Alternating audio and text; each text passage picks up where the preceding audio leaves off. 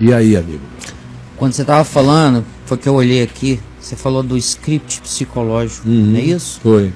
A pessoa usa quase essa frase aqui para mostrar o caso dela, é um pouco parecido com a outra, e você descreve um pouco do que essa pessoa já está sacando aqui. Olha aqui. Caio, eu não tenho medo de palavras malditas, mas tenho medo da influência psicológica do mal. Eu sou a única evangélica da minha família. Se ela não tem medo de palavras malditas, mas tem medo da influência psicológica do mal, ela tem medo mais do que de palavras malditas. Se ela só tivesse medo de palavras malditas, ela cairia naquela basicalidade do indivíduo que diz: não me disseram nada de mal, não me ameaçaram, não me hostilizaram, então eu estou legal. Mas não, na mente dela, o medo dela é mais profundo, é das influências psicológicas perversas, certo? É mais profundo. Não é tópico, é difuso. E aí? Eu sou a única evangélica da minha família. E minha relação interfamiliar foi muito difícil. Eu sempre carreguei a culpa de ter sido não como minha mãe queria que eu fosse. O que acontece demais é uma maldição vinculada ao comportamentalismo como dogma da família. E oprime um ser humano, às vezes, até ele perder a identidade dele. Sim. E alguns ficam tão amargurados que em algum momento na vida ou se matam de verdade ou vão fazendo tudo para morrer, de tão infelizes. Porque tem que existir para cumprirem o karma de se tornarem a imagem e semelhança de alguém. São pessoas que nunca podem ter paz para dizer eu. Isso é um inferno. E aí? Além disso, minha mãe era muito machista. A mãe é machista. Tem muita mulher machista por aí. E morria de medo da minha sexualidade. Com isso, a vida toda fui oprimida por ser mulher. Com frases horríveis que ela dizia que ainda guardo na minha memória, infelizmente. Ela não fala. Era importante. Era importante, né? São frases horríveis que ela guarda. Essas frases determinam o script. Sim.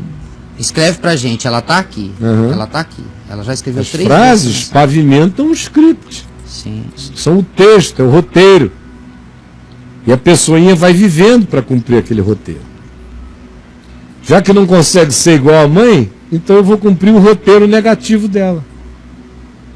O pessoal vai pro outro polo, Caio? Às vezes vai, às vezes não. Tem gente que numa hora dessa tem a reação oposta. Se encrua, se fecha, se introverte e se anula. Tem outros que, por não conseguirem cumprir aquela encarnação, realizar aquela clonagem de identidade, como era a proposta da mãe dela, vão para o lado oposto. Aí a mãe se insatisfaz com o comportamento dela, porque ela não vira a mãe. Sim. E a mãe amaldiçoa. Porque, olha só que amor de mãe é esse. Se não for a minha imagem semelhança, maldita seja. Maldita seja. Que coisa horrorosa. Imagina como isso marca uma criança. Aí o script está posto. Leia o resto da carta dela. Que ainda guardo na memória, infelizmente, ela não cita nada, nenhuma frase, a gente já pediu. Hoje moro em outro estado, foi um alívio ficar longe da opressão. O meu pai, Caio, é muito passivo em relação a ela. E ela o manipula, e assim como eu, ela o faz inadequando ele também. Caio, ela o faz inadequado também. A mãe quer que todo mundo seja do jeito que ela quer, né? O problema que enfrento hoje é que quando convivo raramente com ela consegue me adoecer, Caio. Eu somatizo, entre parênteses. Ela consegue me adoecer com brincadeiras depreciativas e indiferentes. E quando tem pessoas ao redor dela para aparecer, ela torna-se a mãe que mais estima para poder aparecer para os outros, para se sentir superior. Que mais generosa, mãe dedicada, Ô, Caio, eu É uma hipócrita. Essa aí, eu conheço uma figura. Eu também conheço muitas mães nojentamente hipócritas. Dá dó. E quando são crentes, meu amigo, são piores. Caio. Porque tem que dar o tal do bom testemunho para fora. Aí viram bom todas testemunho. dar o bom testemunho para fora e para dentro são as bruxas. Vocês sabem o que eu estou falando. Mas e aí, Caio, eu cansei dos jogos dela. Já falei que não gosto das brincadeiras e já questionei ela como mãe. Ela falou que mãe não vem com manual e que continua na mesma. Me ajude com essa mãe que me leva pro fundo do poço, Caião. Agora, por que ela tem que ficar visitando essa mãe, hein? Essa mãe estava precisando ser deixada mesmo. Ela manda a frase. Olha o que a mãe dela falou pra ela. Se colocou short, vai ter que aguentar o estupro. Né? Se sentou no colo, vai ter que aguentar reticências. Não escreveu mais nada. Bom, se fosse ela, com uma mãe dessa, se eu ainda estivesse nesse estado imaturo dela, de ficar tão afetada pela mãe, e eu reconheço que é uma das influências mais difíceis de um ser humano libertar-se, é de um poder dessa natureza aqui. Então, como você ainda está tão frágil, eu sugiro que você literalize o mandamento bíblico mesmo. Deixará o homem a seu pai e sua mãe, unir-se à sua mulher e serão os dois uma só carne, minha filha. Deixe essa mãe procurar você. Fique longe. Ore por ela, todo dia, ore. Se você souber que ela tem alguma necessidade, socorra. Se você souber que seu pai tem alguma necessidade, socorra. Se seu pai é mais acessível, mantenha o contato via seu pai. Deixe ela sentir o deserdamento filial dela, do ponto de vista psicológico. Está na hora dela sentir. Isso não é vingança, é pedagogia de gente madura. Já que ela não educa você, já que para ela mãe vem sem manual, diga para ela uma única vez que para você, no Evangelho, filho vem com manual. E no seu manual, o seu manual diz que é para amá-la. E como você não se sente, nunca se sentiu amada por ela, ela nunca inspirou amor em você, mas que você aprendeu a amá-la como Jesus mandou amar até o inimigo, até aquele que trata mal, até aquele que não nos quer bem, até aquele que nos distrata, até aquele que, sendo mãe, parece desnaturado. Ela precisava ouvir isso numa carta.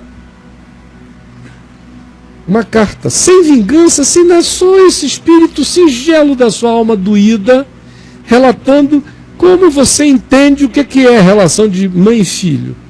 E diga que como para ela não existe essa referência, mas para você existe, você vai ficar no seu canto orando por ela, até o dia em que o Evangelho entre nela e ela queira ser sua mãe. Porque você tem pai, e você não está precisando de mãe que satanize você.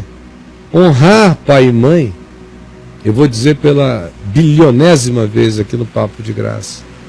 Eu já nem aguento dizer mais isso. Mas honrar pai e mãe, a palavra honrar no hebraico, significa entender, sentir, pesar, medir, avaliar. Honrar é perceber o peso, o significado. Quando pai e mãe da gente são pessoas honráveis, honrá-los é no mínimo manter o significado deles, do que eles viveram, ensinaram, da beleza que tiveram, de como se conduziram, de tudo de bom que nos deixaram, encarnar isso e melhorar isso em nós. Quando eles são assim como a sua mãe, um estorvo materno, então, querida, não dá para ficar debaixo. Você já cresceu. Você já sobreviveu à tortura. Casou. Agora saia e honre-a. Como? Melhorando-a em você. Seja a mulher que ela não foi, a esposa que ela não é, a mãe que ela não é, a cidadã que ela não é, a discípula que ela não é, o ser humano que ela não é. Seja. Assim você vai honrá-la. Porque de algo tão degradado como a atitude dela procedeu uma flor tão linda quanto você. Você vai estar honrando-a, sendo essa flor da graça. Não é ficando lá na casa dela todo sábado e domingo para ela espezinhar você, ou toda vez que vai para sofrer espetáculos dessa natureza. Está na hora de disciplinar sua mãe. Discipline sua mãe, ela está precisando de disciplina. Chega a certas horas em que a maturidade dos filhos precisa aprender a disciplinar pais endiabradamente infantilizados, como é o caso da sua mãe. Tome essa decisão em paz com seu marido. Continue assistindo aqui o Papo de Graça, não se impressione com nada do que sua mãe lhe disse. Ame a sua vidinha, vá amando o que Deus for lhe dando, vá construindo a melhor casinha com o que a graça de Deus for lhe fornecendo de material para a vida. Tá bom, minha filha?